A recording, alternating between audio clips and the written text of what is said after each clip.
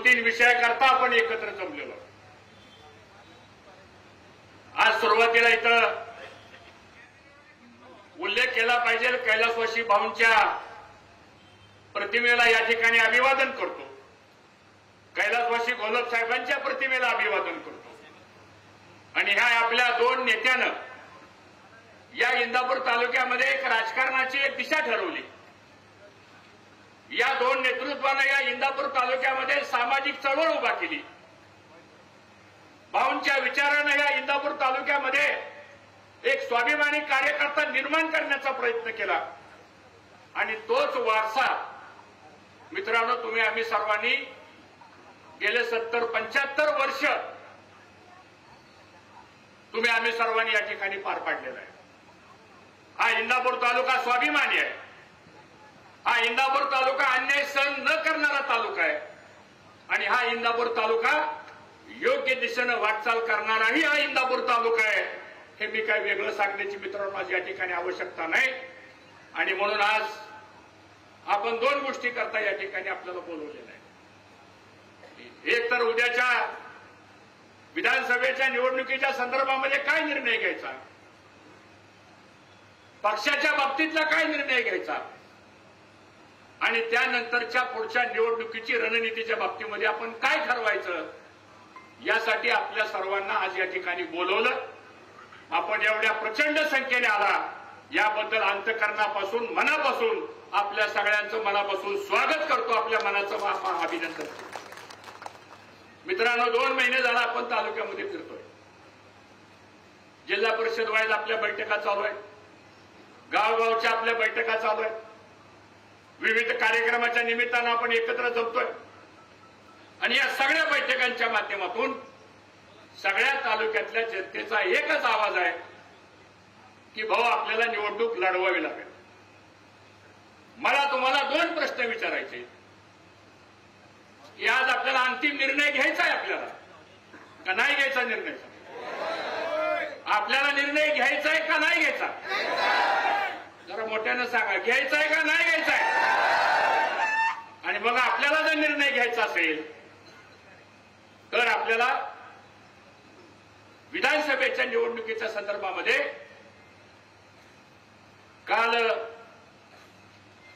राष्ट्रवादी काँग्रेस पक्षाचे ज्येष्ठ नेते आदरणीय पवार साहेबांनी मला काल बोलवलं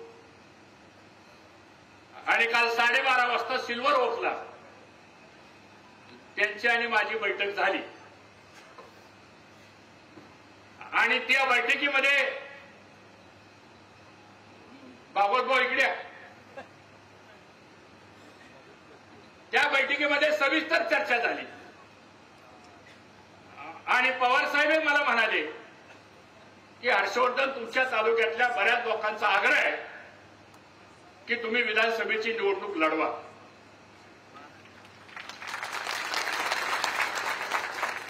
पुन्हा मला म्हणाले तुम्ही काय निर्णय घेणार आहे? तुम्ही तर भारतीय जनता पक्षात आहात. म्हणलं साहेब आपण सांगा काय करावं. साहेब म्हणले तुमच्या जनतेचा आग्रह असेल तर तुम्ही निर्णय घ्या आणि तुम्ही निर्णय घेतल्यानंतर बाकीच्या गोष्टीची जबाबदारी माझी राहील. अशा पद्धतीची चर्चा मित्रांनो काल झाली. मग आता मला तुम्हाला प्रश्न विचारायचा आहे की आपण राष्ट्रवादी काँग्रेस पक्षामध्ये प्रवेश करायचा का नाही करायचा? प्रवेश करायचा का नाही करायचा? मग आपल्या सगळ्यांच्या साक्षीनं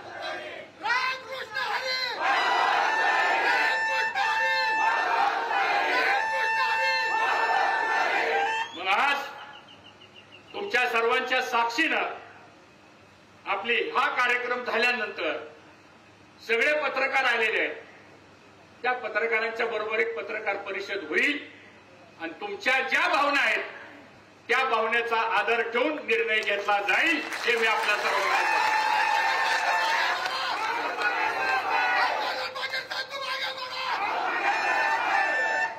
दुसरी चर्चा आमची झाली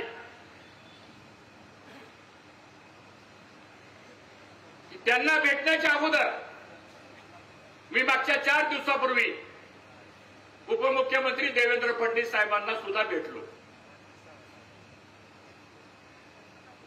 रात्रीची त्यांनी वेळ दिली, 1.5-2 तास त्यांची माझी सविस्तर चर्चा झाली. त्यांनी काय प्रस्ताव माझ्यासमोर ठेवले, त्यांनी काय भूमिका माझ्यासमोर मांडली, मी पण माझी भूमिका त्यांच्यासमोर मांडली. आणि त्यांनी मांडलेल्या भूमिकेवर, मी मांडलेल्या भूमिकेवर 2 महिन्यामध्ये तुम्ही माझ्याकडे धरलेला आग्रह, त्या बाबतीतली भूमिका, या सगळ्या प्रश्नांच्या बाबतीमध्ये माझी आणि देवेंद्र फडणवीस साहेबांची सविस्तर चर्चा झाली. आणि मग मी त्यांना सांगितलं, साहेब, मला आता माझ्या तालुक्यातल्या कार्यकर्त्याचा आग्रह आहे, त्या आग्रहाच्या विरोधामध्ये मला जाता येणार नाही. कारण ज्या तालुक्यातल्या माझ्या कार्यकर्त्यानं गेले 10 वर्ष एवढा संघर्ष केलाय माझ्यासाठी, एवढा त्रास सहन केलाय माझ्यासाठी, एवढा अन्याय सहन केलाय माझ्यासाठी, पण त्या सामान्यातल्या सामान्य माणसानं सुद्धा मी फडणवीस साहेबाला सांगितलं, साहेब, त्यांनी माझी साथ सोडली नाही. आणि आज मी जर काय तुम्ही सांगितल्याप्रमाणे काय निर्णय जर घ्यायचा म्हटला तर साहेब, तो निर्णय माझा व्यक्तिगत होईल. माझ्या व्यक्तिगत निर्णयापेक्षा सुद्धा मला इंदापूर तालुक्यातल्या आम जनतेच्या ज्या भावना आहेत त्या भावनेच्या मागे मला उभा राहावं लागेल, हे मी फडणवीस साहेबांना मित्रांनो त्या ठिकाणी सांगितलं. आणि मग शेवटी त्यांनी सांगितलं, हर्षवर्धन पाटील, ठीक आहे, शेवटी तुम्हाला काय योग्य वाटतं ते तुम्ही निर्णय घ्या, माझ्या पण अडचणी तुम्ही समजून घ्या. हे एवढा अर्थ समजणारा मी पण एक कार्यकर्ता आहे आणि मी जे बोलतोय ते समजणारे तुम्ही बसलेले समोरचे कार्यकर्ते आहेत. आणि त्यामुळं तिथं सुद्धा मी चर्चा करून आलो. आणि आल्यानंतर मग पवार साहेबांची आमची भेट झाली. हेही खुलासा मला या निमित्तानं आपल्या सर्वांना प्रामुख्यानं करायचा आहे. तिसरा महत्वाचा मुद्दा असा आहे की आपला जर हा निर्णय झाला, म्हणजे आपला तो निर्णय करावाच लागेल आपल्याला. तो झाल्यानंतर माझी आपल्या सर्वांना विनंती अशी आहे की शेवटी ज्या पक्षामध्ये आपण जाणार आहोत त्या पक्षाचे नेते या संदर्भातली पुढची भूमिका जाहीर करतील. ती भूमिका जाहीर करण्याचा आपला अधिकार नाहीये. आपला अधिकार एवढाच आहे की आपण सगळ्यांनी निर्णय घ्यायचा, तो निर्णय आपण त्यांना कळवायचा. आणि त्यासाठी तुम्हाला या ठिकाणी बोलवलेलं आहे. आणि मला असं वाटतं की या संदर्भामध्ये तुम्ही आम्ही सर्वांच्या मनामध्ये जे आहे, शेवटी त्या तालुक्याचा इतिहास काढून बघा. 1952 साली पंडित जवाहरलाल नेहरूंनी भाऊंना बोलवलं, तिकीट दिलं. भाऊ 4, 5, 6 वेळा आमदार झाले. पुन्हा भाऊ खासदार झाले. ज्या ज्या वेळेस या तालुक्यामध्ये निर्णय झाले, राजकीय निर्णय झाले, ते राजकीय निर्णय जनतेच्या आग्रहावर झालेले. मला काय वाटलं किंवा स्टेजवर बसलेल्याला वाटलं या संदर्भात या तालुक्यातले कधी निर्णय झाले नाही. या तालुक्यातले राजकीय निर्णय मी जबाबदारीने सांगतो, कुणाला तर व्यक्तिगत स्वार्थाकरता बघून निर्णय झाले नाही, तर ह्या इंदापूर तालुक्याचा सर्वांगीण विकासाकरता हे निर्णय झालेले आहेत. हा इंदापूर तालुक्याचा मित्रांनो इतिहास आहे. आणि त्याची पुनरावृत्ती 1995ला तुम्हीच आग्रह धरला. मी तर 30 वर्षाचा होतो. तुम्ही सर्वांनी आग्रह धरला की तुम्हाला बंडखोरी करावं लागेल, तुम्हाला उभा राहावं लागेल. मोठे भाऊ तयार नव्हते. भाऊंनी सुद्धा जनतेचा निर्णय मान्य केला आणि 1995ला आपण बंडखोरी स्वीकारली. आणि त्या जनतेच्या आवाजामध्ये महाराष्ट्राच्या विधानसभेमध्ये या इंदापूर तालुक्यातला एक तरुण कार्यकर्ता महाराष्ट्राच्या विधानसभामध्ये पाठवण्याचा इतिहास कोणी घडवला असेल तर समोर बसलेल्या 72 लोकांनी केलेला आहे. हे मला वाटतं या ठिकाणी आपल्याला विचारून चालणार नाही. त्यानंतरच्या काळामध्ये आपणच आग्रह धरला की भाऊ आपल्याला काँग्रेसमध्ये गेल्याशिवाय मार्ग नाही. जनतेचा आग्रह होता, आपण काँग्रेसमध्ये गेलो. 2019ला आपणच आग्रह केला की आपल्याला तिकीट काही मिळत नाही, आता आपल्याला निर्णय घ्यावा लागेल आपल्याला. आणि तुम्ही सगळ्यांनी आग्रह धरला आणि तुमच्या आग्रह खातीर मग आपण भारतीय जनता पक्षाचं तिकीट आपण घेतलं. दुर्दैवानं निवडणूक आपण जिंकता जिंकता हारलो आणि फक्त 1500 मतानं दुर्दैवाने ह्या इंदापूर तालुक्याला अपयश पाहावं लागलं. ती खतखत प्रत्येकाच्या मनामध्ये आहे. 2014ची पराभवाची खतखत आपल्या मनामध्ये आहे. आणि ह्या 10 वर्षामध्ये जो म्हणून अन्याय झाला, गावागावामध्ये जो राडा झाला, समाजामध्ये जी तेढ निर्माण झाली, आणि प्रशासन हे मदत करण्याच्या ऐवजी कुणाच तरी सांगण्यावरनं तुम्हा आम्हा सर्वांना जो त्रास झाला त्यातून मित्रांनो हा उद्रेक जो आहे तो आज आपल्या सगळ्यांच्या पुढे आलेला आहे आणि म्हणून आज तुम्ही म्हणताय की भाऊ आपल्याला निर्णय बदलावा लागेल. मला असं वाटतं पक्षापेक्षा नेत्यापेक्षा सुद्धा लोकशाहीमध्ये जनता श्रेष्ठ आहे आणि जनता जे सांगेल तो निर्णय राज्यकर्त्यांना घ्यावा लागतो. अशा प्रकारचा इतिहास हा इंदापूर तालुक्याचा मित्रांनो आपण पाहिलेला आहे आणि म्हणून मी अधिक भाष्य काय करणार नाही. माझी आपल्याला दोन गोष्टीची एक विनंती आहे. आपल्याला कुणाबद्दल काय वाईट बोलायचं नाही. तुम्ही सुद्धा कुणाबद्दल काय वाईट बोलू नका. आपल्याला टीका करायची का वाईट बोलायचे का उद्याच्या भविष्यातला विजय मिळवायचा एवढं सांगा मला.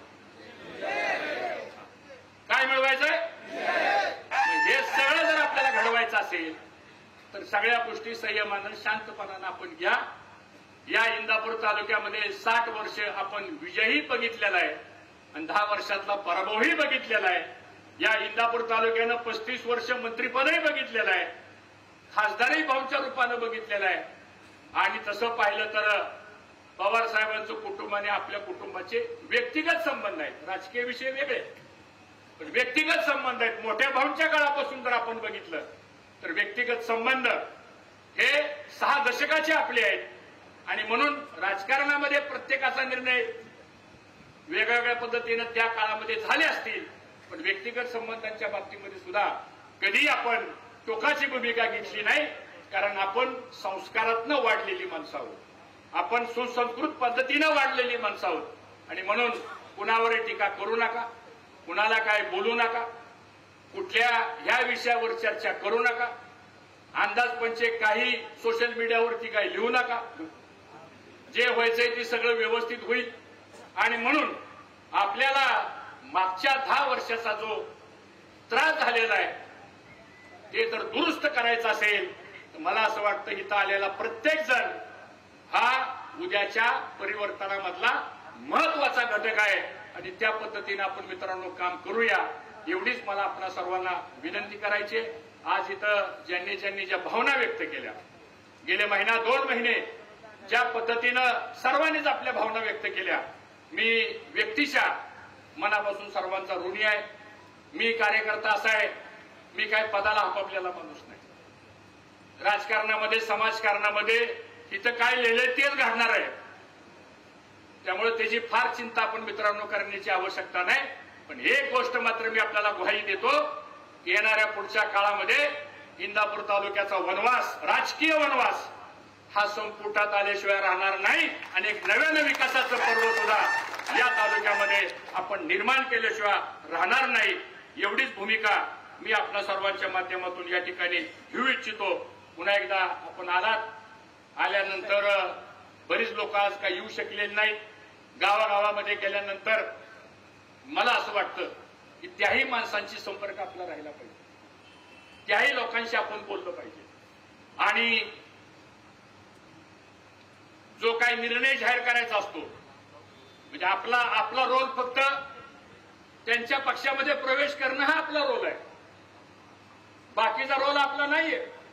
त्यांच्या पक्षात प्रवेश करताना पण तारीख कोणती असेल पुढचं काय होणार आहे हे बोलण्याचा आपला अधिकार नाही.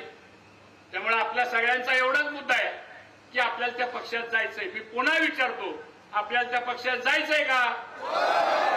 एकदा हात वर करून सांगा जायचंय का?